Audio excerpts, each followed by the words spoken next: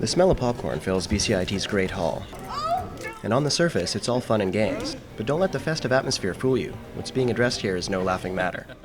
It's called Speak Up, Speak Out, a week-long event that invites students to interact in a variety of ways, from toys and games to cuddling with puppies. Student advocate Robin Lougheed says the activities are a fun way for students to take a load off. She says students face a unique set of mental health challenges. I think specifically on this particular campus, we're looking at anxiety, depression, loneliness, being overwhelmed for sure. But more importantly, she says, the week's activities bring the issue of mental health itself out of the shadows. There's a stigma that surrounds mental health. So a lot of people with mental illness say that what's worse than the mental illness is the stigma that goes with it. So if you're depressed, people tell you to cheer up. If you say that you're on medication, someone tells you to exercise. So the more people talk about it, the more they understand it, the more that it's not taboo. And that's where the puppies and other activities come in.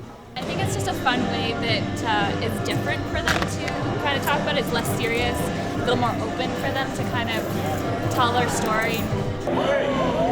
Shaking the stigma of mental illness has proven exceptionally difficult, but getting students talking about uncomfortable issues is a whole lot easier when it's in a context of play. And Lougheed thinks the issue is gaining traction. So people understand, okay, well, I'm not the only one, and oh, there is help for me out there, and I shouldn't feel bad that I feel bad.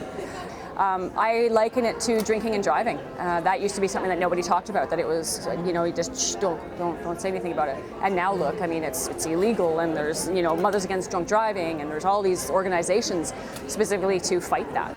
If student interest is any indication, Lougheed's right. Fighting the stigma of mental illness could get a whole lot easier. Simon Little in Burnaby for BCIT Magazine.